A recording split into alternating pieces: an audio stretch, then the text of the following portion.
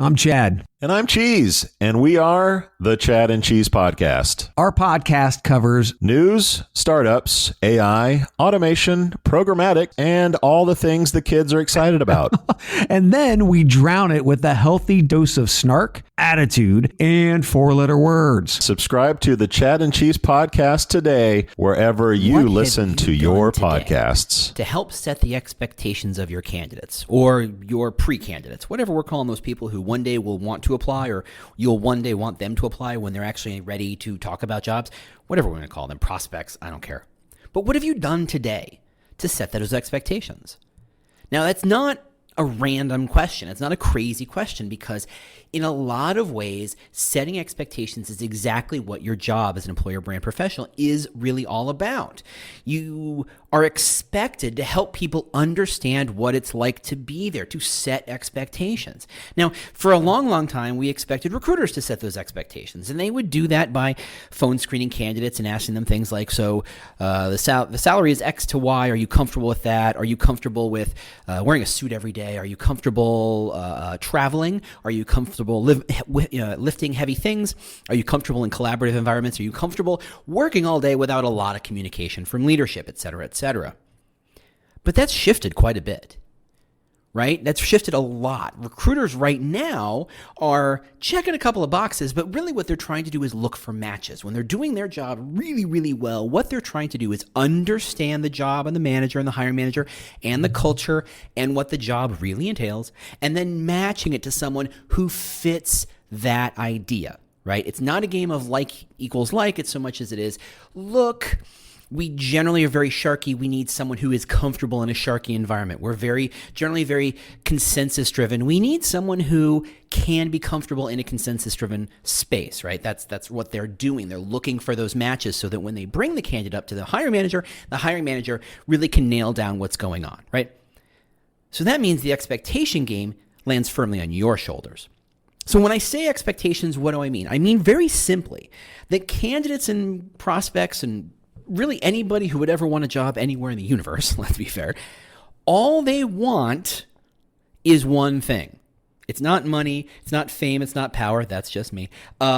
It's just to have a sense of what it's like to work there, right? No matter how much we've changed in the last 20 years, no matter how much we've embraced employer brand in the last 5, 10, 20 years, no matter how much we think we've moved things forward, when you get right down to it, there's not a lot of information out there about your jobs and your company and what it's really like to work there. Mostly because people are nervous about sharing that information. They're worried that lawyers or HR will come in and say, "Why did you say that?" And always in that tone of voice, right? So they tend to kind of keep quiet. We all know plenty of stories of people who said something on social media and got them fired. So consequently, we all know, hey, you better think twice and a third time, maybe not, if not a fourth time, about sharing that information online. Yes, you've got rating sites and Glassdoor and all that good stuff to kind of share that, but they share it in such a kind of looking at the world through a drinking straw kind of world, the kind of mentality. Here's a pro, here's a con, your advice to management? What do I care as a candidate what your advice to management is? I mean, I guess I can read between the lines, but you're making me still do a lot of work to understand what is it like to work there. To be fair, candidates are desperate, and I use that word judiciously. They are desperate to have a sense of what it's like to work there. Your job is to give them that while setting those expectations, because explaining what it's like to work somewhere and setting those expectations are one and the same. And that's why really what you're doing all day is playing the expectations game. And that's what we're going to talk about today when we get back. Welcome to the Talent Cast, the world's most caffeinated employer brand podcast. I'm your host, James Ellis. And I've been doing employer brand for years now, and I absolutely love the industry. I love how it's growing. I love how it's changing. And I've tried to do my part to elevate the concept, to get everybody to understand the power employer brand can have in hiring, attracting, and retaining talent. So we try to really focus on driving home the idea that this is a calling and a craft. It's a lot of getting your hands dirty, but it's also a lot of big strategic thinking. And that's where we kind of live, that kind of Venn diagram, the intersection between those, the big ideas, and the getting the details right. So we talk a lot about employer brand and how to do it right and how to think about it and how to look at your problems in a whole new way. Ready to rock? 1, 2, 3, let's go. Hey, how you doing? James Ellis here. Playing with a microphone. Sound good? Sound okay? Thanks so much. Really, housekeeping is sign up for the newsletter if you want a weekly update on what's going on in the employer brand world. There you go, employerbrand.news. It's in the show notes. There you go. Anyway, setting expectations, right? Candidates want to know what it's like. There's still so little information out there. When they Google what's it like to work at company X, they're getting very, very, very, very limited information. I mean, think of the amount of information about a TV show like The Mandalorian, which, yes, I did. I watched it. I'm a nerd. What do you give me a break? It's 8 episodes. Not one of them is more than 41 minutes. Some of them are as little as 32 minutes. So you're talking about really 5 hours of information, 5 hours of a TV show with limited people in it. It's not even a cast of thousands. It's not like the Avengers, the last episode of the Avengers when 4,000 people show up in the last 10 minutes. There's a limited number of people in this movie. It's a movie or a TV show set in a very niche part of a universe. It's teeny. And yet if you go to Wikipedia, if you go to Twitter, if you go online and you ask questions, there is a huge community. Reddit alone, huge community talking about what did this character mean when they said this and what happened here and how does this tie into this other thing. And at the end of it, there's a reveal about a sword that I had no idea that meant anything. And everybody's like, oh my God, it's the thing. Yay. And there is so much information. Heck, there are websites and articles and just breaking down episode by episode, each thing. Okay, this is what this means. It was a nice little callback when they did this. They break all this stuff down. This is a stupid less than 4-hour show. 5-hour show. This is a simple thing. And yet this place, your work, where you spend 8, 10, 12 hours a day, times however many people work there, think about how little information there is about your company out there relative to, say, something like The Mandalorian, relative to something like The Watchmen, right? Watchmen was fantastic, by the way. There's very little information. I mean, you think, okay, yeah, I have a website, and yeah, I've got a Twitter account, and yeah, we post some stuff on Facebook and LinkedIn, and hey, there's Google review or Google and Glassdoor and ratings, and hey, we got a couple of videos. Good, I've given everybody all the information they need, and the truth is, you've given them almost nothing, right? Unless you've given them a half-hour movie on what the HR team really does all day and how they approach the world, you haven't told an HR candidate what it's really like to work there. You really haven't, and I don't think. You can convey a lot of information in 30 minutes, but asking someone to change their entire life, you need to give them that, right? You really need to give them more than just, hey, we're a brand and the paycheck will clear. Come on and apply. They're desperate. Candidates are desperate to understand what it's really like to work there. And you're giving them so little, such crumbs from a very, very, very, very laden table, right? The amount of information about your job, about your company, about all the other people who work there, about the culture, about the values, about the structure, about the processes, about the politics, about the interactions between people, about how teams work. How do you reserve a room? Hey, are you in Gmail or an Outlook company? Are you do you do everything virtually? Do you everything in person? Is stuff happen by a water cooler? Do you have a water cooler? How's the coffee? He says for the 100th time. All of that information. Almost none of it are you putting forth, right? If you're a Mac person and you look for a job, one of the questions you're going to ask is, are you Mac friendly? Because so many companies are still, hey, we're PC driven. That's going to streamline our IT support system. So you just have to get used to a PC. And there are plenty of people who would say, yeah, I'm good. I'd rather have my Mac because I know I feel comfortable using it. And that's just one little tidbit. Myself, I would really do not look forward to the concept of ever having to work in a company where I have to wear a suit every single day. It's just not how I roll. I want to know the dress code. And I don't want to know the dress code for the interview. Yes, I promise I will dress up. I will be pretty. I will do my best to make this particular face as attractive as possible for the 30 minutes you have to look at it. But for the 10 hours a day, every day after that, what am I wearing? Am I wearing comfortable shoes or not? Am I wearing jeans or not? What is it like to work there? There's so many questions I might have. And let's be fair, in the interview process, what is the likelihood that I'm going to ask, hey, what's your jeans policy here? No, what I'm doing is I'm looking around the office and kind of going, okay, some people are wearing jeans and they seem to be getting away with it, but I can't quite tell. Are these the interns or are these the managers? I can't quite tell the difference yet. I don't have enough information here. So I'm getting these tiny signals about what it's like to work there without actual information. Now, the trick is when you give very little information and give it out to someone, they're forced to read between the lines. Now, the nice thing is, if they actually are willing to read between the lines, they're engaged enough to want to know more about you, and they're going to make a really good interview candidate and potentially even a really good hire. Good for you. The problem is, if you're asking people to make choices based on limited information between, with reading between the lines sort of thing, what they're trying to do is project questions they have about what they see as their own way of working into your model, which is of limited information, and trying to guess, what's it going to be like? Are they going to be cool that I have a really weird hobby? Are they going to be cool that at 4 o'clock I have to leave every day for dance class or something? Are they going to be, and come back online for 3 hours at the end of the day to do a very busy day, but I have this hobby, I have this thing. Are they going to be cool that you have a kid? Are they going to be cool that day your kid gets sick for 2 days? And let's be fair, gonna happen. Are they going to be cool that, you're of a religion that is not the standard religion and you have different holidays? How does that play out?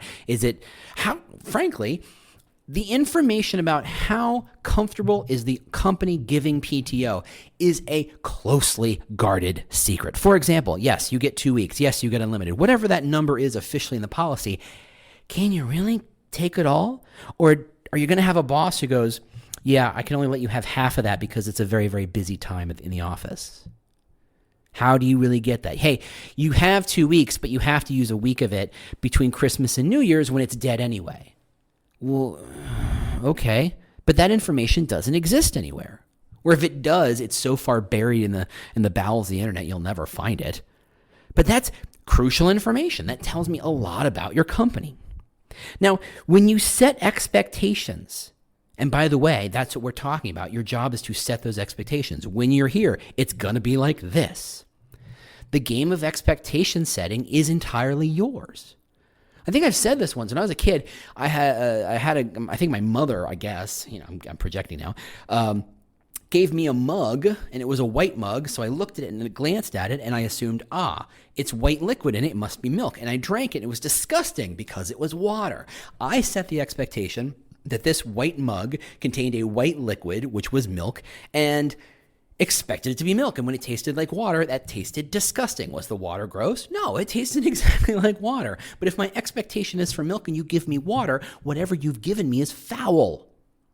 However, if I know you're giving me water, I'm going to be completely satisfied because I know that's water.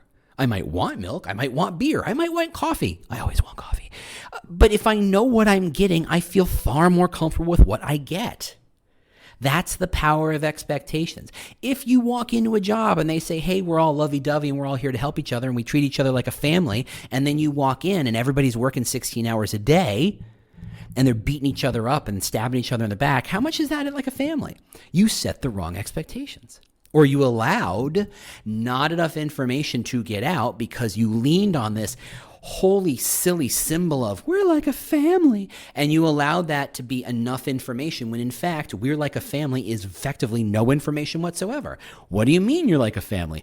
Do you mean you're all codependent and weird? Do you mean that you're all in it together and your go team? Do you mean that there's that one cousin no one likes to talk to, but you can't get rid of them because they're your cousin? Or does it mean that's just the thing we say to say we're generally pretty nice until we fire your ass? All 4 of those things could be true. And frankly, I could come up with 10 more different ways what we're like a family means. You want to know what the weirdest organization I ever worked for was? It was one that was small enough that the owner and the co-owner were in fact related. That's a family business. And trust me, there is no communication. There's no getting into that. Saying we're like a family effectively means you will have no say whatsoever because dad's in charge. And whatever dad says goes. And dad's brother may have kind of an influencing factor, but ultimately you don't matter because you're just the kid. There's a 5th way we're like a family. That's a 5th different interpretation of the concept of we're like a family. And if you just lean on these symbols like we're like a family, or we're very open, bring your whole self to work, and all the other kind of glad, handy, BS, bullshit, kind of nice things to say we say about companies and we allow ourselves to say about the companies because it's safe, leave these huge gaps of reality that we are not addressing, right? If you say we're super collaborative, okay. What does that mean? We talked about the concept of an edge before, I think a year ago. We talked about this idea that if you're positioned to be all about your value is collaboration, we value the smartest idea wins, but really when we do it together, we do it better, right? That kind of concept is a great value to hold. And I know plenty of companies I've worked with and worked for companies that hold exactly that value. And how true is it? Is it always true? Is it true to the bitter end? Or is it true when it serves everybody's purposes, but some point, some highly paid VP is going to say, no, we're doing it this way. And it may not be the best idea, but because they're the highest paid VP, their way is the highway. It's their way or the highway, right? It's they get to run ragged. It's a great value and it works perfectly until it doesn't, at which point we all fall apart.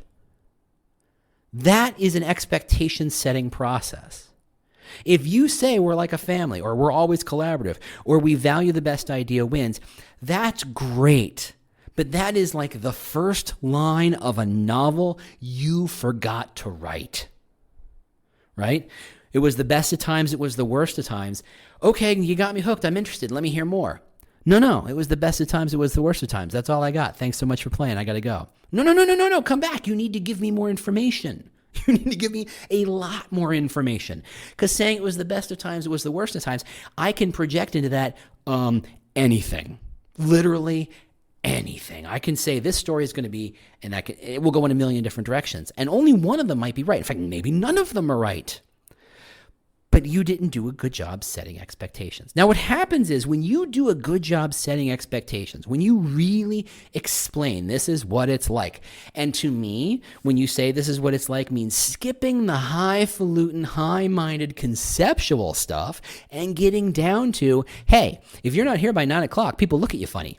That's a good factoid. I like that. That's a good data point. Interesting. Yes. Hey, we get 3 weeks of vacation and you really were super flexible. You can spend it whenever you want. You just need 2 weeks notice to let people know you're going to be gone. Okay, that's a great factoid. That's super helpful. I'm now forming a very clear understanding of what this company is and how it works. Do you say that? No, you say 3 weeks of vacation and then you walk away, right? If you explain to me that we pay for lunch, oh, okay, that's really nice. That's great. Except it only is for the first 50 people in line. It's usually gone by 12:04. Okay, that's information. That's useful information. It may not be what I want to hear, but it is real information. It's the dirty, nitty-gritty stuff. It's the dirt beneath the company's fingernails of how it gets the job done that paints the picture that I'm desperate to hear. Remember, that's how we started. Candidates are desperate to understand this stuff. If you just hand them the glad handy photos or the super happy photos, God help you, the stock art, or my new bugbear, people who are making photos themselves to look as close to stock art as humanly possible, what are you doing? You're not giving the full picture. Is it always pictures of the picnic? No, unless you go to a picnic every day. Is it always goofy pictures where people are blowing up balloons and filling an office full of balloons? No, unless that's something you do every day. Is that useful information? Is that a data point? Yes. But if you don't want people to assume that is the standard process, you have to fill it in with more information.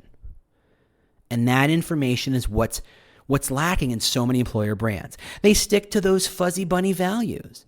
They stick to bring your whole self to work. Oh, so I can show up in my Batman outfit?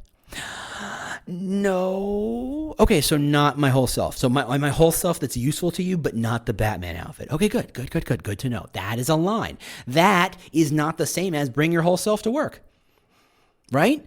It's nice to say bring your whole self to work. It makes you feel good to say we're open to all points of view and all people and creeds and religions and races and what have you. Everybody come on in. Water's fine.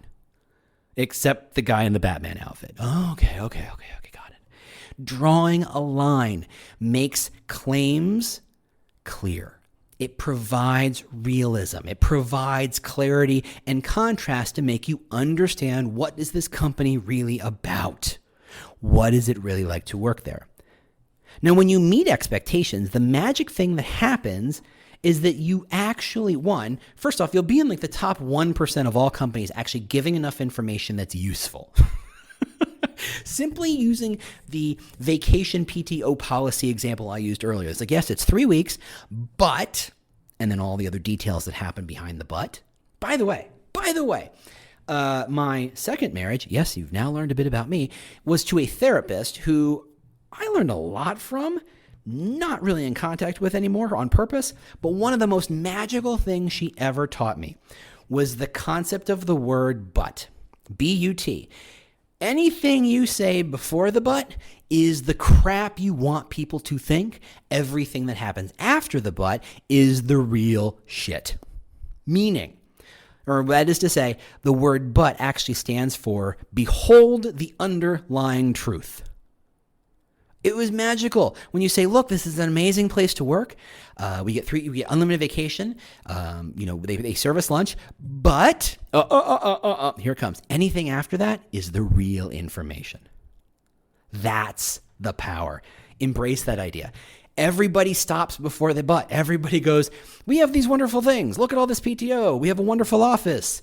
We have all these cool perks, but you never get a chance to use them. But your boss will never be cool with you using them. But the expectation is da da da da da da da.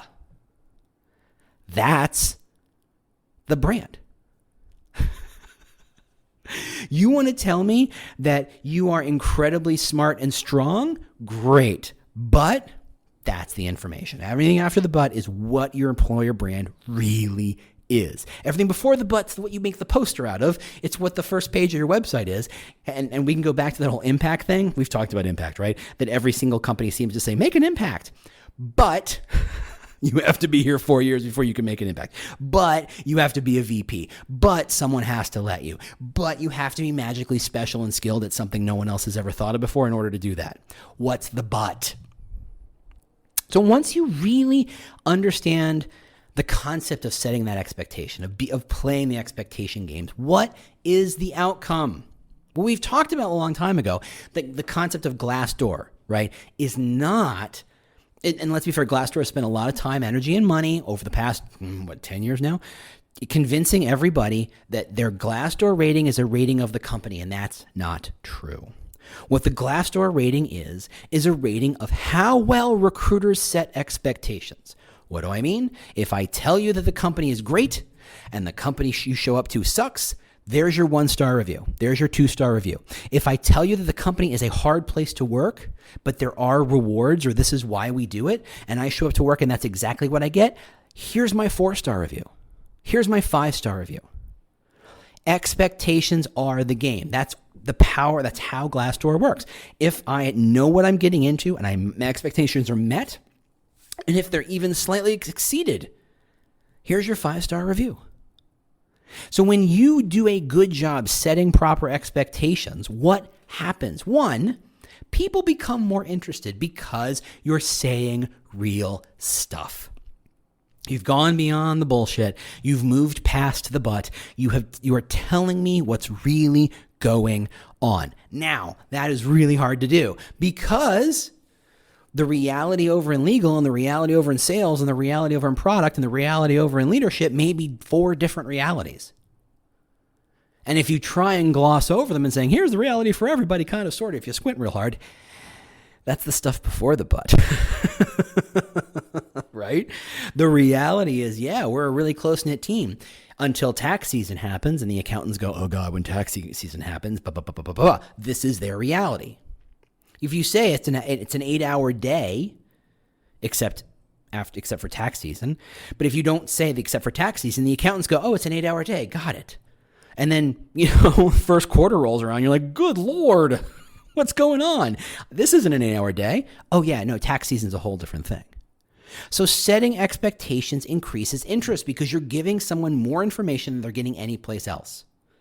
You're opening the kimono. You're providing realistic understanding. You're providing real expectation. 2, people engage. Because suddenly you don't sound like a poster, you don't sound like a Hallmark card, you don't sound like a Post-it note, you don't sound like a fortune cookie. You sound like someone who's been through it and can talk about it and is happy to talk about the good, the bad, and the ugly. And when you do that, people engage. People are far more likely to engage, right? You look at books about, how to have, nice little chit chat conversations, and they never say, tell me tell me one wonderful thing in your life, because that's a lot of blah, blah. They say, ask questions that are unusual, ask questions that support a deeper dive conversation. And questions like that are, hey, what's the worst thing that ever happened to you as a kid? You ask someone that, you are about to have a very interesting conversation. If you ask someone, what's the worst part about your job right now?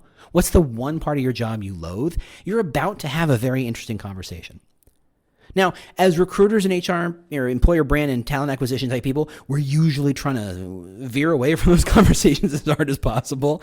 We're trying no, don't have those conversations. It's scary. But this is about setting expectations. If you say, here's the bad, but also temper it with here's the good, people get to make that decision. They feel pretty confident about making that decision. The other part of that is the retention conversation.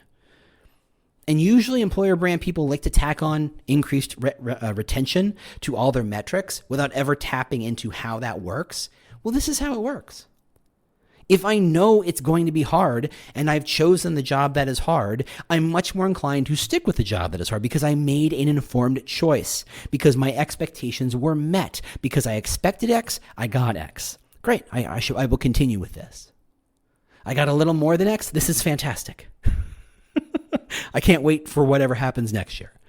Your retention increases because people are actually getting what they thought they were going to get, right?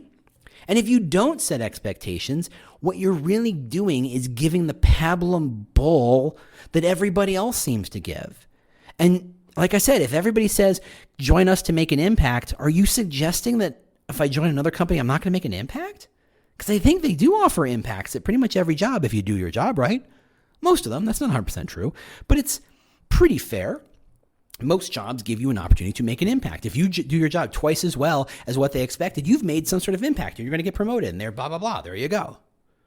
Doesn't matter what the job is. I imagine, although I have no information on this, that if you join the post office and you're twice as good at what they do, you're going to make an impact. Maybe you can suggest changes. Maybe you can get promoted. There are ways of making an impact. But if you just stick to the pablum of join us and make an impact, you're going to get nowhere because one, you sound like everybody else. Two, you're not realistic because you're not showing the edge of it, the contrasting side. You're not showing the butt. And I didn't mean for that to become this weird double entendre, but here we are. And what you're really leading to is confusion and frustration. The candidate will go, I can't tell the difference between this company and that company. I can't tell the difference between this pharmaceutical company and this accounting company. I can't tell the difference between this consulting company and this startup because they're all kind of saying the same thing. They all read the Google playbook and they said, we got to say these same things because this is what the audience really cares about. So we'll say it to them and not back it up very strongly and not give contrast and not give edge and not really explain what the but is and anything after that. So consequently, everybody sounds the same regardless of industry. And how am I supposed to make a choice with that? How are you supposed to make a choice with that? How is your candidate supposed to make a choice with that? In a lot of ways, your job is to play the expectations game. Understand what they expect. Understand what your competition is saying. Understand what they're being told by your competitors. Understand what they're being told in articles and all that other stuff, right? And then meet, if not exceed those expectations. Set, meet, and exceed those expectations. That's your job, right? If you tell candidates they're going to hear back from the recruiter in 2 days with further details, you know what you better do? Make sure they hear back in 2 days. If they hear back in 2 days and 1 minute, you've missed your expectations. If you said it's going to be about 2 days, maybe 3, depending, I know there's a holiday coming up and we're super busy, setting expectations is the process. And I know setting the expectation of when you're going to hear back from the recruiter is not your job, probably. That is true. But understand that when you're a candidate, you're on the outside looking in, all you have is the limited slice and peek in that information inside that company you are given. Any information will be magnified. If I tell you I'm going to talk to you in a day and I don't talk to you for a day and a half, you've just broken promises. And now I think everybody in the company is a bunch of lying bastards. And I think everybody likes to lie and everybody breaks promises. Why? Because I had no other interaction with the company but what you did, right? With little information, anything you do to win or lose that conversation, to win or lose that expectation is magnified 10, if not 100 times. This is why expectations are so powerful. Yes, a lot of brand information seeps into them before they even start looking for a job. A lot of brand information seeps into them while they are looking for a job. But no one has made them a promise until the recruiter did, or the hiring manager, or maybe you. So you better make sure that you're setting and meeting, if not exceeding, those expectations. Thanks so much for listening. As always, thanks so much for sharing. Thanks so much for joining the newsletter, for talking, for engaging. Thanks so much for sharing. I'll talk to you next week. Bye-bye. This has been an episode of the Talent Cast, part of the Evergreen Podcast Network. If you'd like to get in touch with me, a couple of ways to do that. Obviously, there's Twitter at The War for Talent. You can go to the podcast website at thetalentcast.com. If you'd like to stay up to date on the news of this industry and what's going on, just go to employerbrand.news and sign up for the email newsletter with lots of news and links to other places. If you just want to connect with me on LinkedIn and just say hello or let's just talk, that's linkedin.com/in/thewarfortalent, or I bet if you just search for James Ellis, I pop up pretty quick. Otherwise, if you have any questions, concerns, considerations, ideas for podcasts, holler at me, let me know what's going on. Thank you if you've shared it. Please share if you haven't. Rate us, review us. I love all that stuff. It really does help kind of keep the message going and get the message out there. Thanks again, and we'll see you next week. Do you love news about LinkedIn, Indeed, Google, and just about every other recruitment tech company out there? Hell yeah. I'm Chad. I'm Cheese. We're the Chad and Cheese Podcast. All the latest recruiting news and insights are on our show. Dripping in snark and attitude. Subscribe today wherever you listen to your podcasts. We out.